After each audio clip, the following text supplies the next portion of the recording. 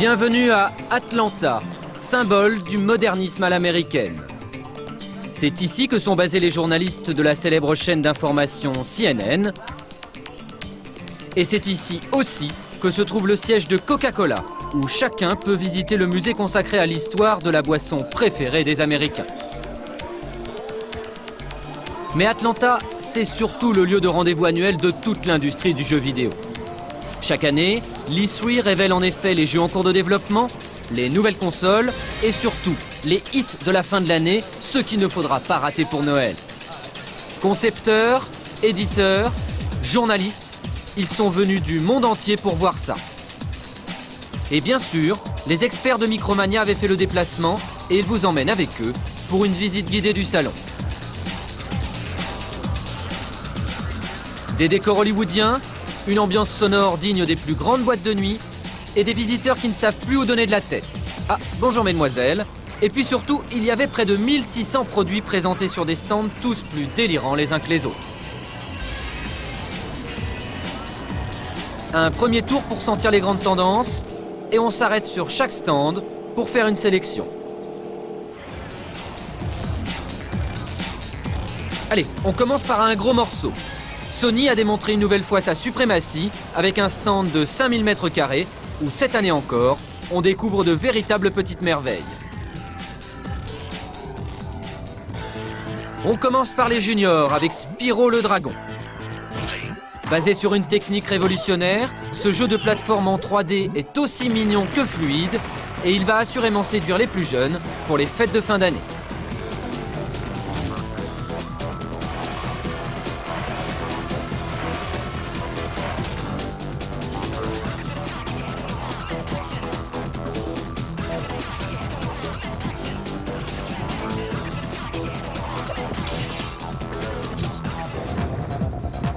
Basé bien sûr sur le film de Luc Besson, le 5e élément fait son apparition. Conçu en France par Callisto, voici donc un bon jeu d'action, mais attention à ne pas oublier votre multipass.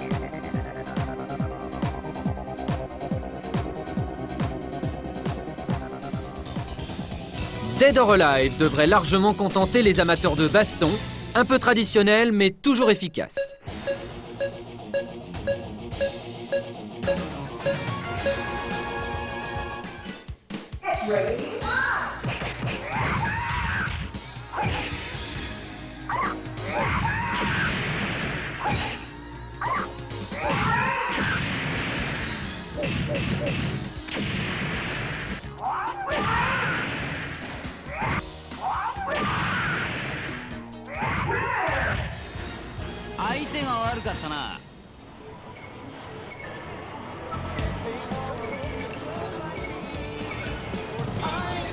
Ah, voici un produit intéressant car plus qu'original. Avec Bust Groove, il s'agit en effet de créer une chorégraphie pour votre personnage, histoire de le faire danser en rythme sur les musiques qui vous sont proposées.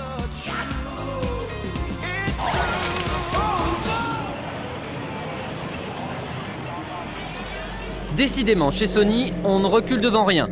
Pour annoncer l'arrivée l'année prochaine de X-Files sur PlayStation, l'actrice Gillian Anderson était même venue signer des autographes, pour le plus grand bonheur des fans de la série de science-fiction.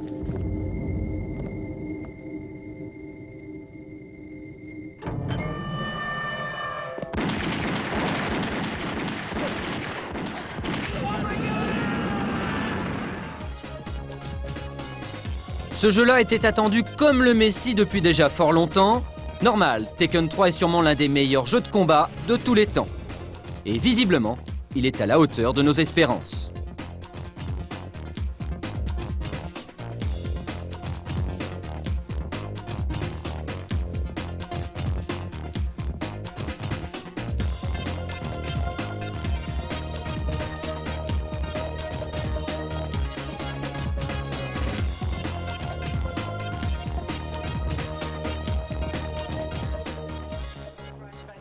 Bien entendu, Crash Bandicoot ne pouvait rater cet événement incontournable.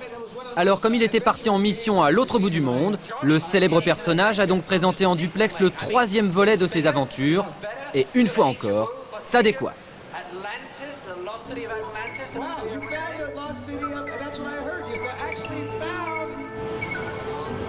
Enfin pour finir, Medieval, un jeu d'action en 3D très beau, où les couleurs vous en mettent plein la vue, à jouer à tout prix.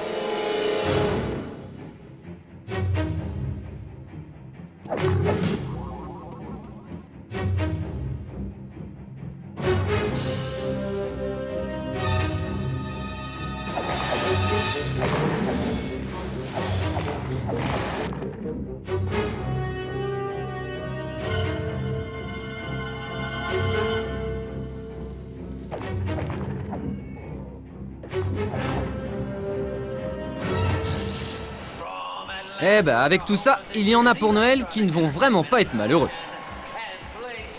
Allez, on quitte Sony pour retourner prendre un bain de foule. Un petit cours de danse pour garder la forme.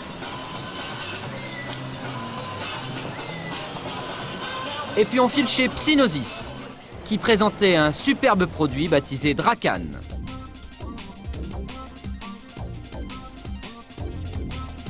Typique de l'heroic fantasy, il va vous emmener dans des mondes étranges, en compagnie de cette jolie jeune femme qui chevauche un dragon. Après tout, c'est un moyen de transport comme un autre, non ?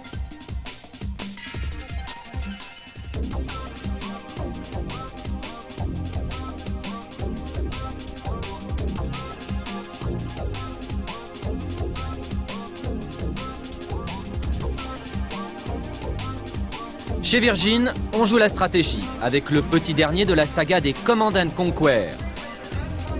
Après Alerte Rouge, voici donc Mission Tesla, où les retournements de situation sont fréquents sur le champ de bataille.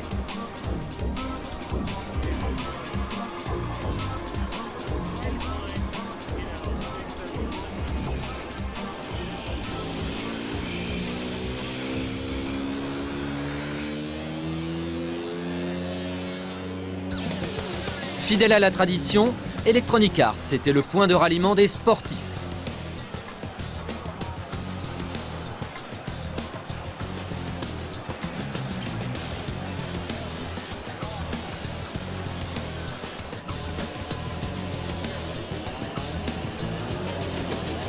Les motards avertis ont ainsi pu tester Moto Racer 2 pour faire le plein de sensations à 300 à l'heure.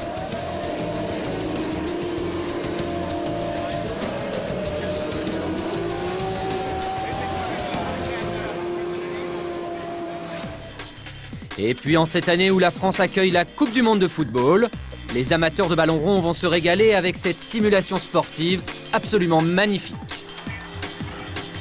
Oh, well played. Good touch. Was easy.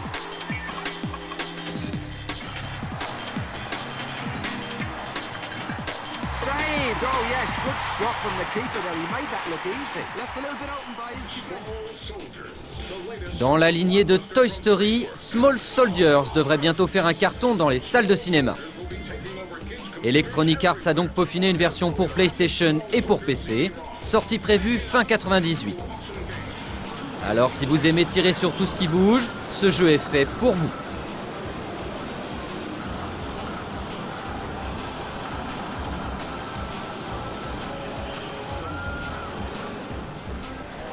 Et puis revoici un grand succès.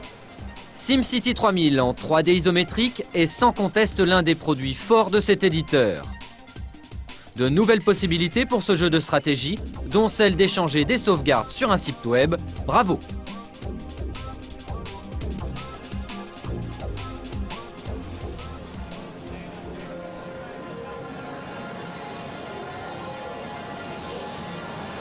Chez Acclaim, on ne change pas une recette qui gagne, alors voici la suite de Extreme G sur Nintendo 64, où de drôles de motos volantes s'affrontent dans une course futuriste. Très fun.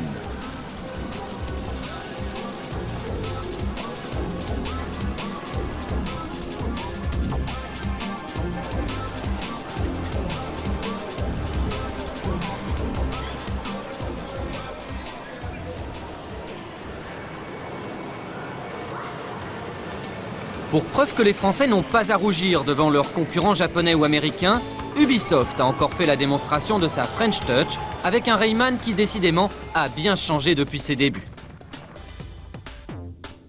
3D en temps réel et intérêt de jeu, tout y est un vrai régal.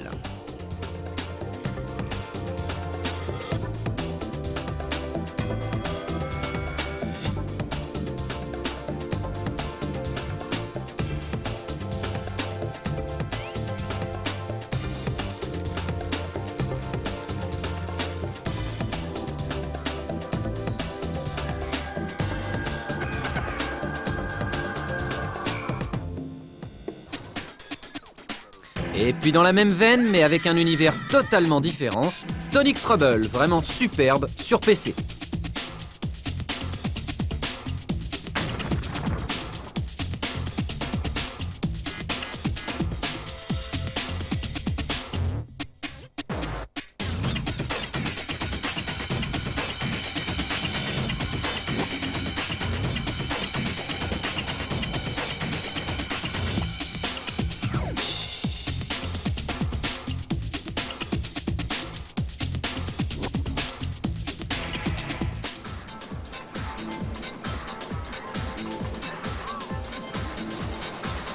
Toujours chez les Français, Infogrames non plus n'était pas en reste et avait emmené dans sa valise des productions très impressionnantes.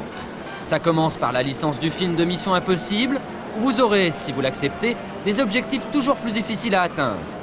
Alors à vous de jouer.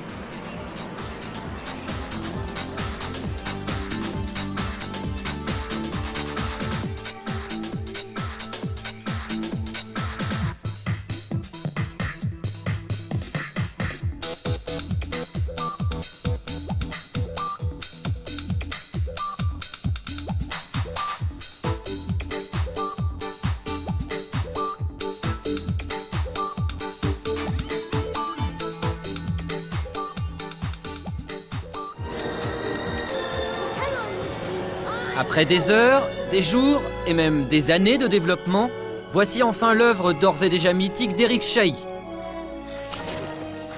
Jouabilité à toute épreuve, fun omniprésent et graphisme extraordinaire, Heart of Darkness est à ne manquer sous aucun prétexte.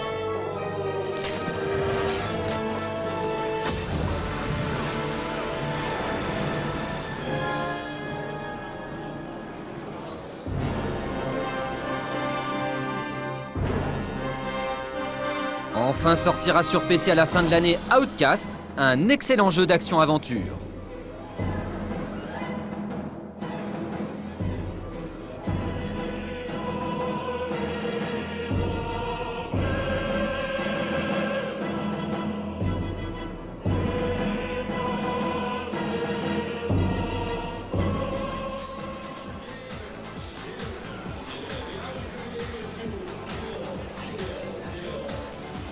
Du côté du stand de GT Interactive, on retrouve la suite des aventures d'Abe.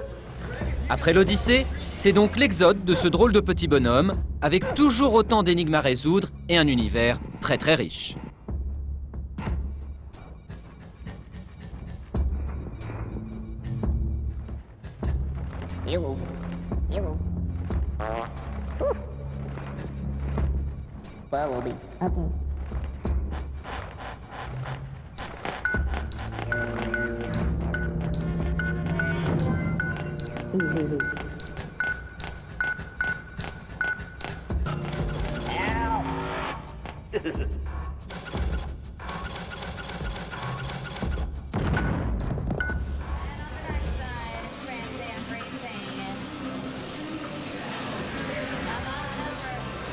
Et puis le dernier DD Doom-like, annoncé comme un immense succès sur PC.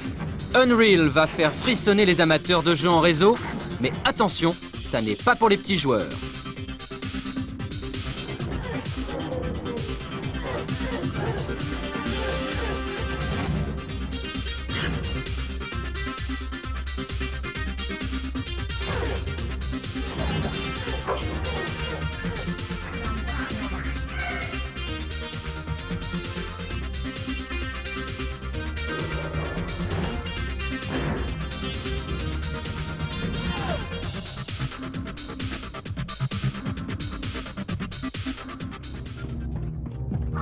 Fort d'une célébrité mondiale, Duke Nukem repart cette fois en chair et en os pour un voyage à travers le temps. Time to Kill sera disponible sur PlayStation. Sexe, violence et humour décalé il ne lui manque rien et c'est tant mieux.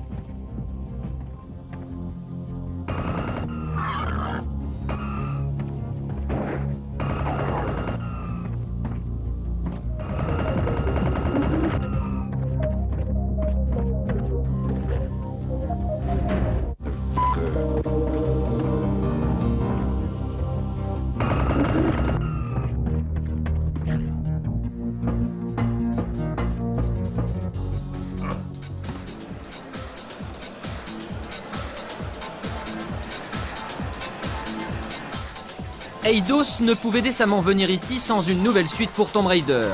Et les apparitions sur le stand de Lara Croft en chair et en os ont évidemment déclenché l'hystérie collective. Seule une démo était cependant présentée, alors un peu de patience, il faudra encore attendre la version finale.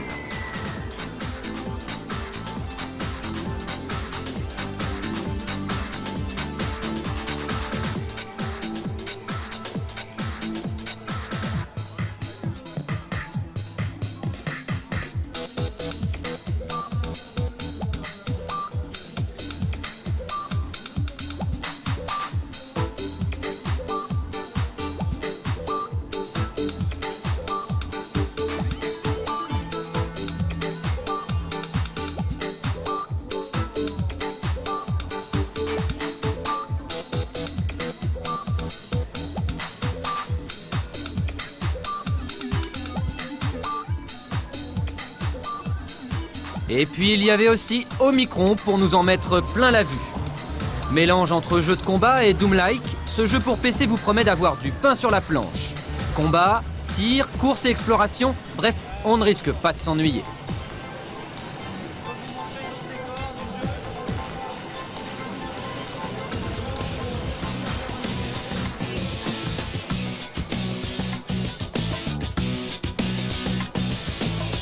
En attendant des jours meilleurs, Sega était surtout l'objet de nombreuses rumeurs avec la sortie annoncée de sa future console, la Dreamcast.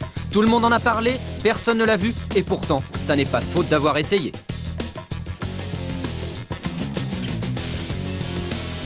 Par contre, il y avait quand même Sega Rally 2 qui reprend la version arcade sur PC, et c'est vraiment très beau.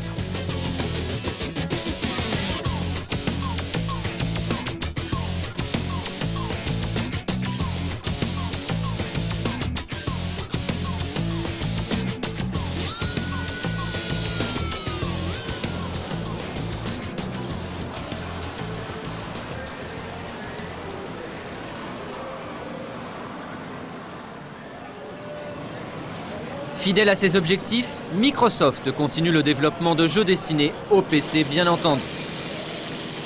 Et voici notamment une version plus guerrière de Flight Simulator. Après la navigation commerciale, vous voilà donc plongé au cœur des combats aériens.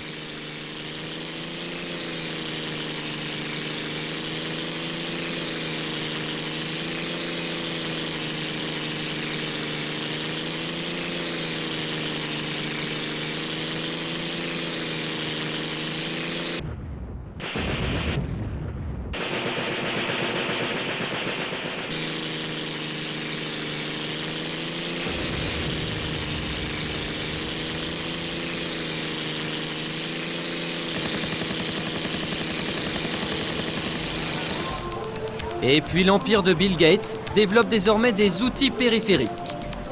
Voici d'abord un volant à retour de force pour être vraiment dans la peau d'un pilote. Quant à cette nouvelle manette, elle agit en fonction des mouvements de la main dans l'espace, impressionnant, surtout pour le jeu de motocross présenté.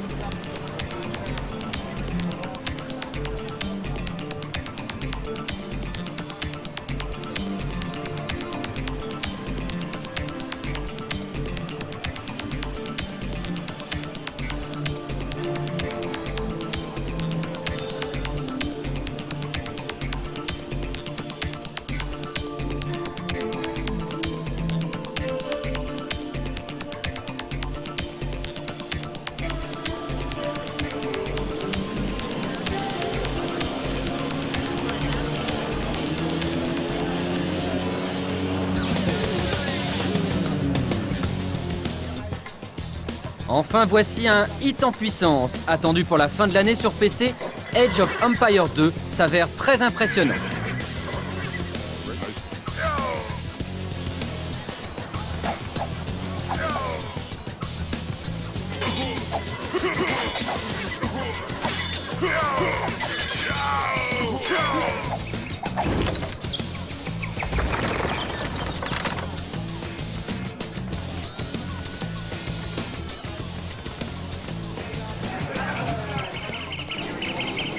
Allez, on s'immerge une dernière fois dans l'ambiance délirante de ce salon qui, une fois n'est pas coutume, nous dévoile des jeux vidéo toujours plus sophistiqués.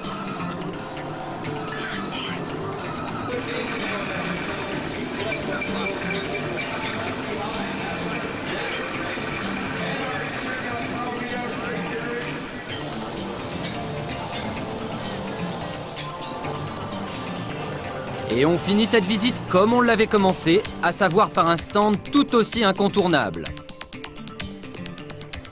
Vous l'avez compris, vous êtes chez Nintendo avec encore une nouvelle console.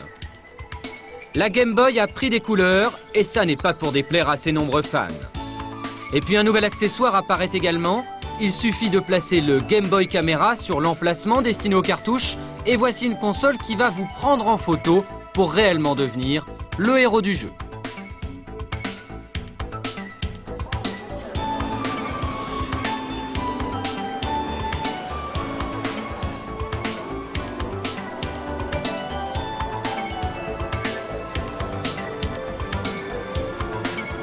Côté jeu, 12 Tales, un très joli produit destiné aux plus jeunes avec une excellente jouabilité.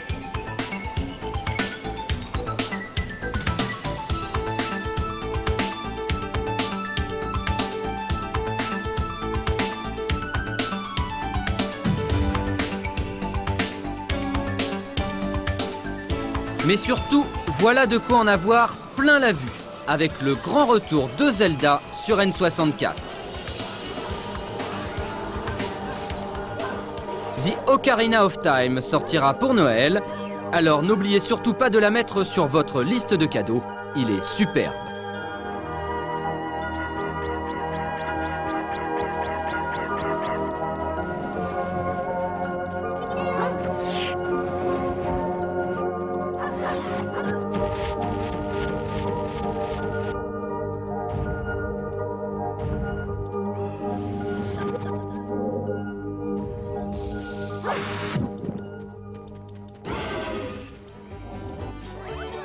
Et puis autre jeu phare de la 64 bits, Banjo-Kazooie est un concurrent sérieux pour Mario 64. Graphisme extrêmement mignon, jouabilité exemplaire et durée de vie impressionnante, bref, un grand jeu en perspective.